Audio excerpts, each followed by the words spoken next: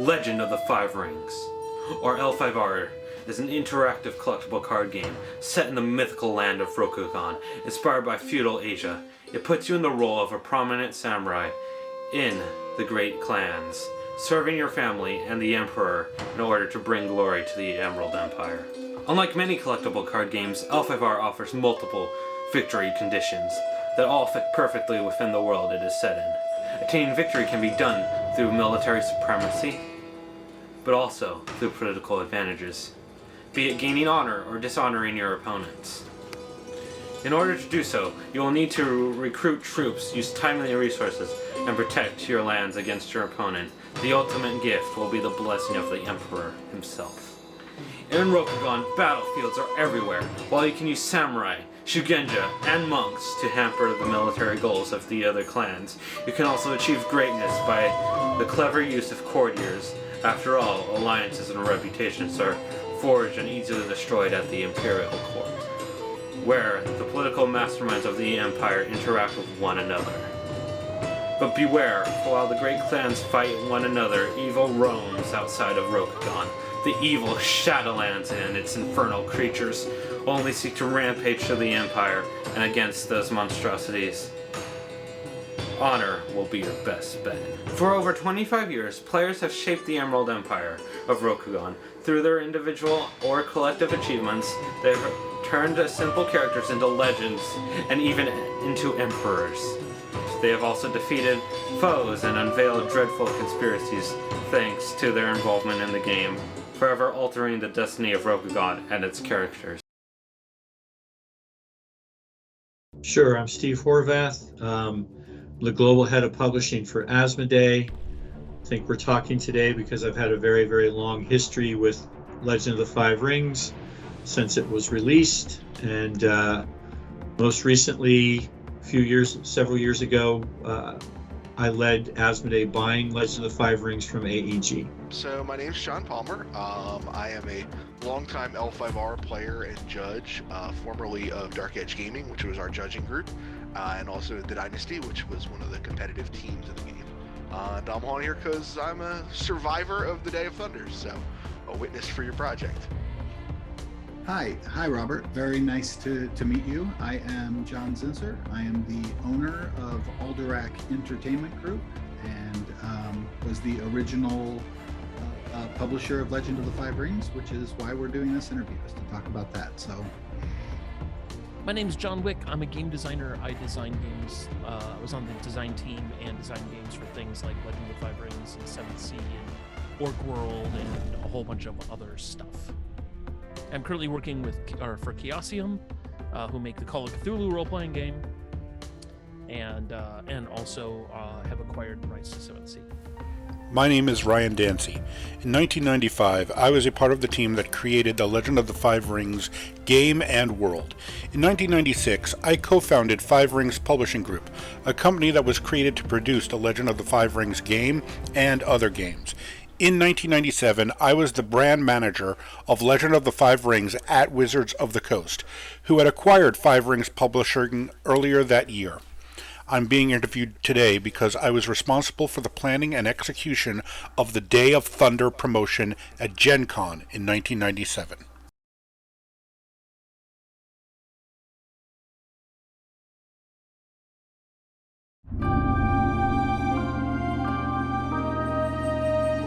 Well,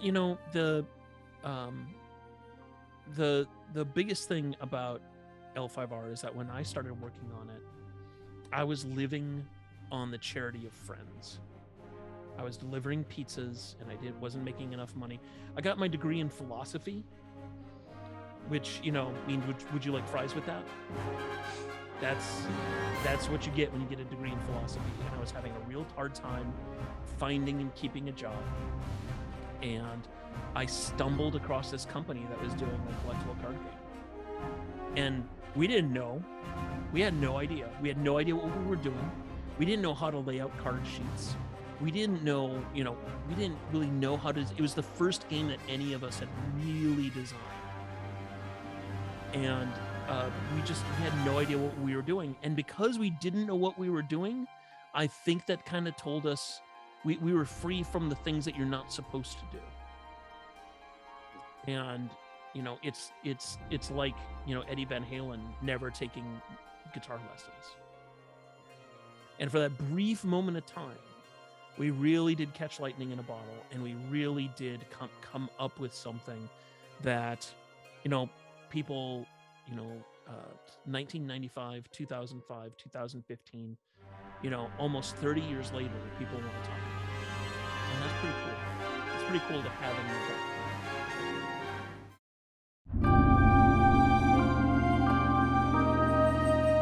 I mean, I like to say it really kind of got me out of a little bit of my shell. The traveling, especially, like, to before L5R, like I had been to Disney when I was a kid, and that was about it.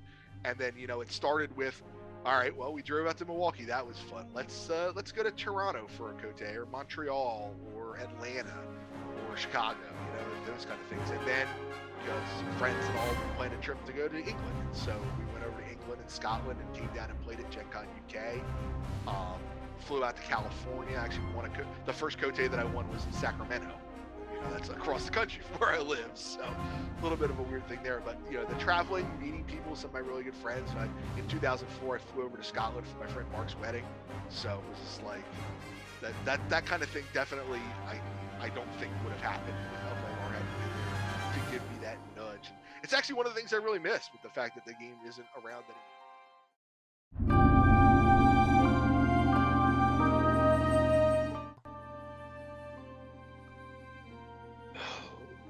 Well, it was a very big part of my life when I had a retail store when it came out.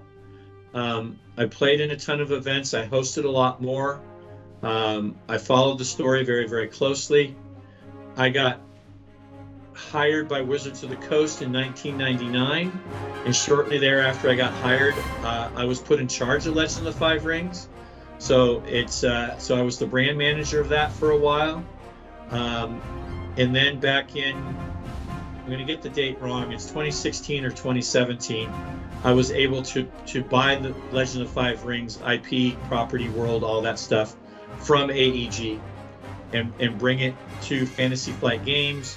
Now we've got, they did a big run of a card game as well. As a board game, we have a role-playing game coming out for it now. Some other board games and other games coming out for it over the next several years. We've got a big plan for it and a roadmap laid ahead. So I would say it's always kind of been with me as I've gone through my career from retail into publishing, and now, being able to direct it at this level. So yeah, it had a big influence on me.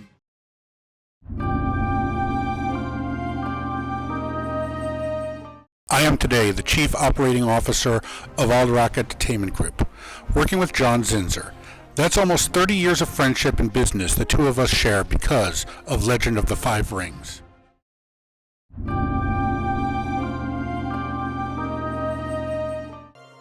I know that anyone who actually experienced it, it's one of the best memories they have in life, not just in game. And that goes for me as well. Imagine that you're a fan of a sports team that you love, right?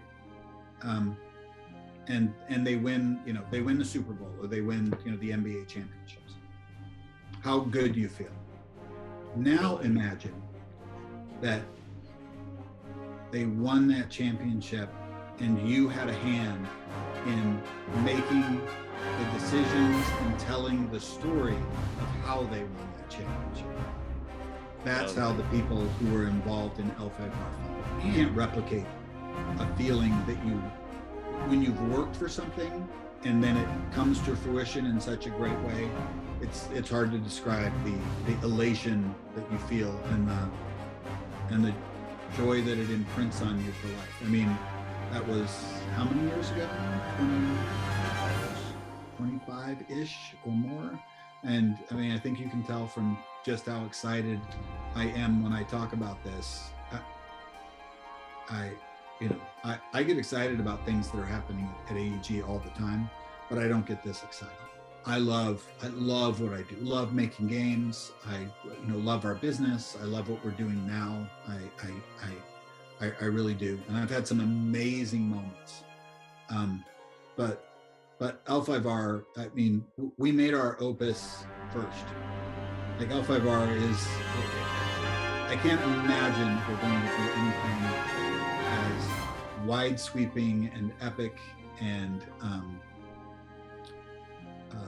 that has as dramatic an effect on people as Legend of the Five Rings had on people. And I'm just really thankful that that the stars aligned so that we were able to do that.